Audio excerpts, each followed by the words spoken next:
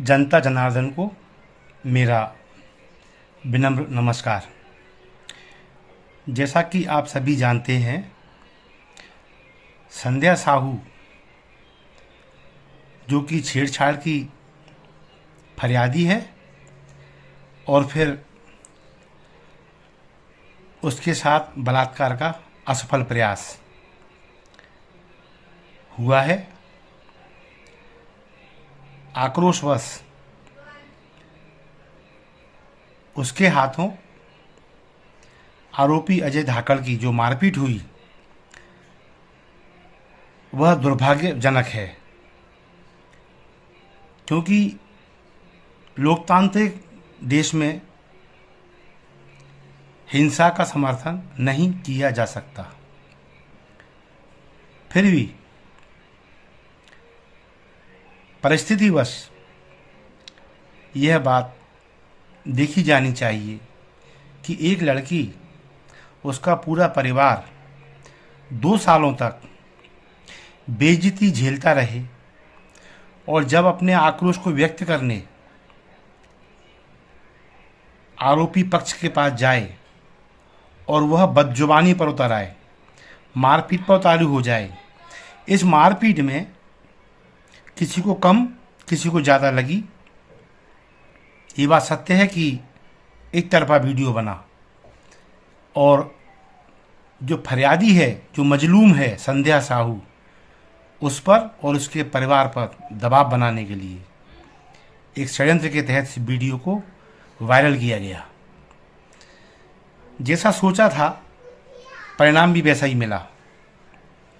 Police media trial के दबाव में आ गई, अनाप शनाप धाराएं लगा दी संध्या पर, उसके परिवार पर। लगभग 1 दर्जन लोग उठा लिए गए। अब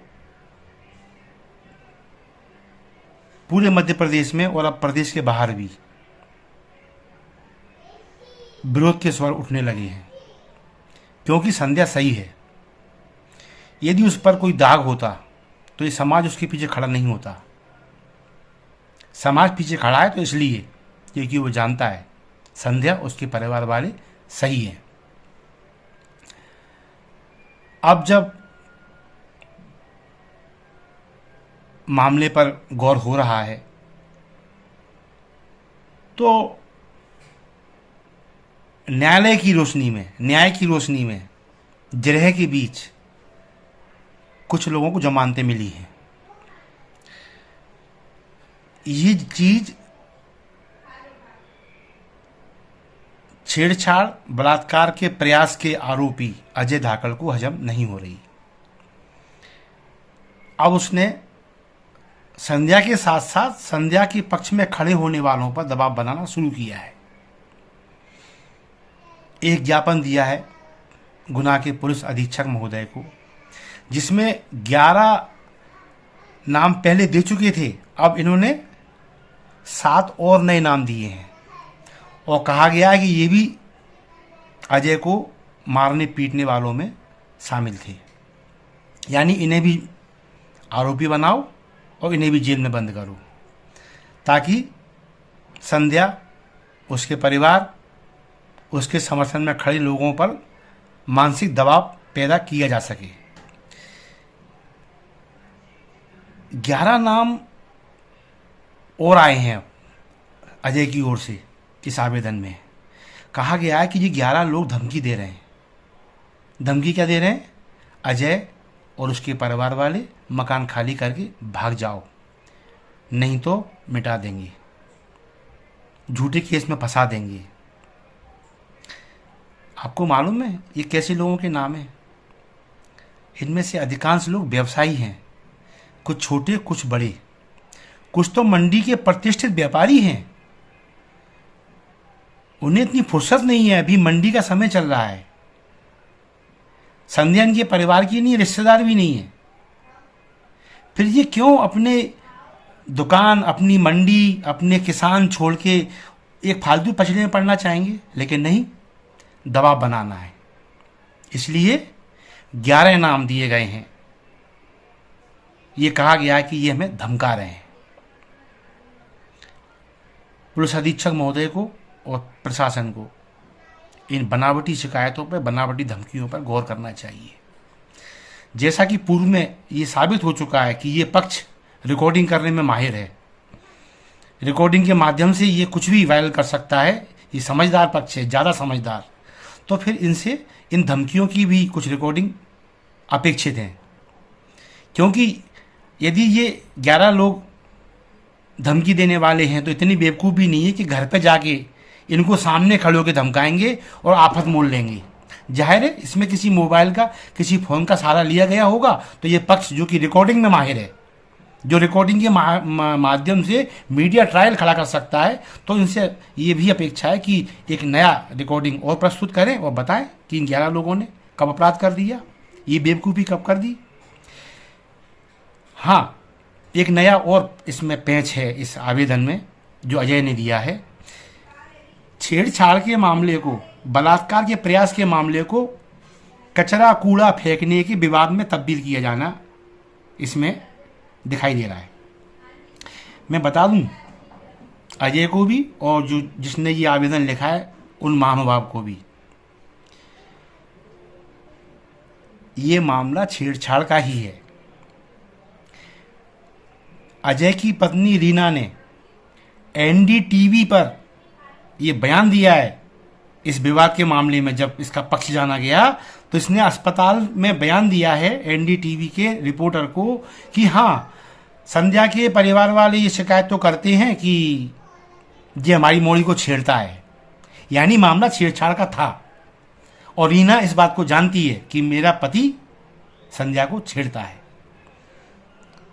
और इसको जो कचरे का कूड़ा फेंकने का जो मामला बताया जा रहा है, इस बयान से ये फर्जी साबित होता है। अब बात आती है हथियार। अजय नए आवेदन में क्या कह रहा है, देखिए आप, कि हथियार के रूप में संध्या और उसके परिवार वालों के हाथ में लाठियां थीं। लाठी नहीं, लाठियां, हसिया था, धारदार हसिया, डंडे थे, गौर करें, डंडा नहीं डंडे, और लोहांगियां। यहाँ भी बहुवचन है, लोहांगी शब्द नहीं है, लोहांगियां। एक से अधिक लोगों के हाथ में ये हथियार थे। हमलावर कितने हो गए? 11 पहले बंद थे, 7 नाम नए दिए हैं, 18 आदमी, 18 के हाथ में हथियार। इतने हथियार और इतने हमलावरों के बीच में अजय जिंदा बचता? क्या पुलिस को, कानून को इतना कमजोर समझ लिया कि ये कुछ भी कहेंगे मान लिया जाएगा? और देखें अभी कितनी बचकानी हरकतें हैं।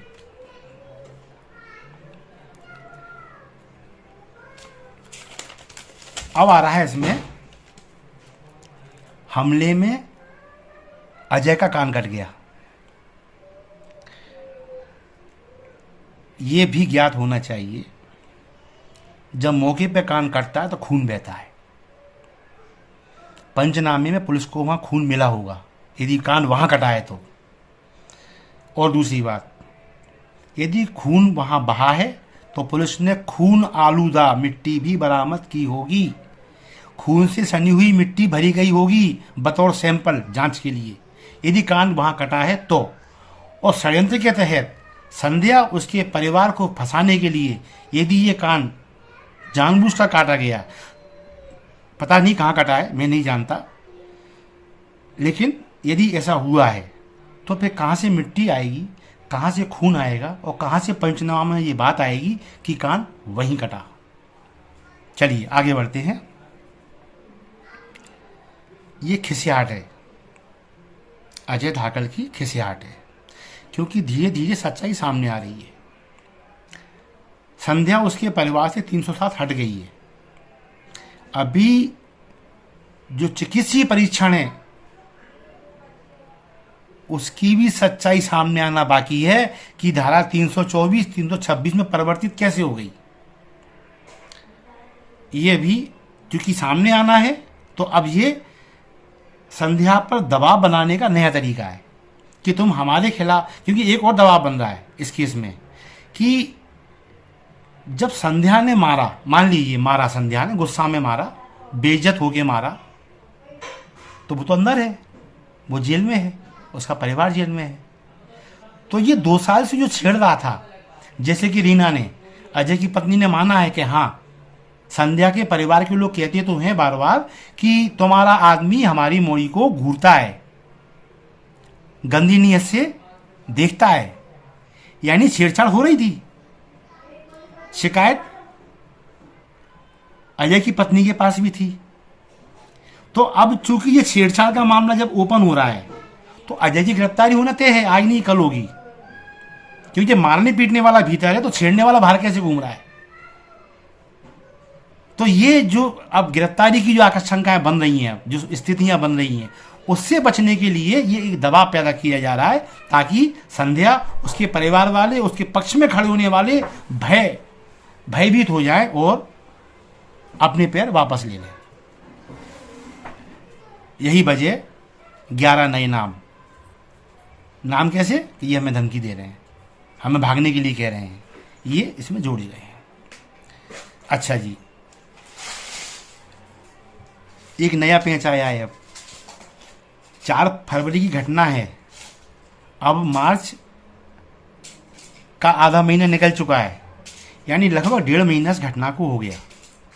1.5 महीने बाद अजय को ये याद आ रही है कि मारपीट में उसकी पत्नी के कपड़े भी फाड़े थे लोगों ने। कितनी बचकानी बात है कि जब रिपोर्ट हो गई, धाराएं लग गईं, तब किसी को अजय की पत्नी के फटे कपड़े दिखाई नहीं दिए। तत्काल संध्या, उसके परिजनों को घर से उठाने वाली पुलिस को भी वो कपड़े दिखाई नहीं दिए फटे हुए, जो अजय आज 1.5 महीने बाद लिखित में ये कह रहा है कि उन्होंने मेरी पत्नी के कपड़े भी फाड़े। यानी अब एक चारित्रिक दोष भी, खुद तो चरित्रहीन है ही। फरियादिया संध्या, उसके परिवार ने जो आरोप लगाए हैं उसके अनुसार ये चरित्रहीन होता है। ये 2 साल से ऐसा हो रहा था और रीना का बयान इसकी पुष्टि करता है कि हाँ, छेड़छाड़ चल रही थी। तो खुद तो है, अब इसने चारित्रिक लांछन किस पर लगाया है? संध्या और उसके परिजनों पर, जो उस वक्त वहां मौजूद रहे होंगे, कि इन्होंने मेरी पत्नी के कपड़े फाड़े। यानी अब एक धारा और बढ़ाओ, मेरी पत्नी के कपड़े फाड़ने की धाराएं, उसका शील भंग प्रयास करने की धाराएं। ये आवेदन लिखने से पहले समझ में नहीं आया लिखने वाले को कि समाज अंधा है। समाज मतलब जाति नहीं, मानव समाज। पुलिस कुछ जानती नहीं है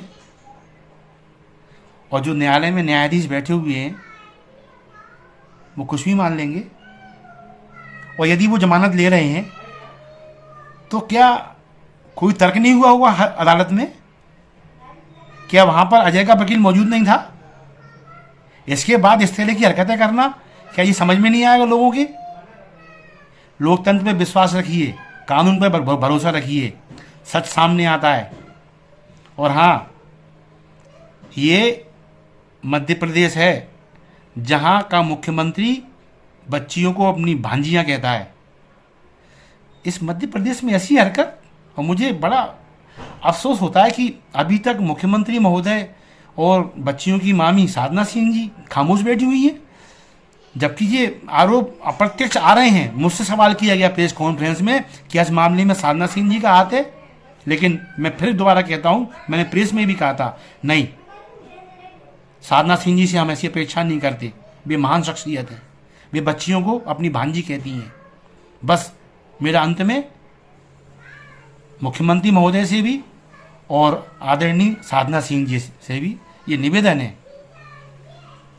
उस बच्ची को मामी बनकर देखिए, उसे न्याय मिल जाएगा। धन्यवाद।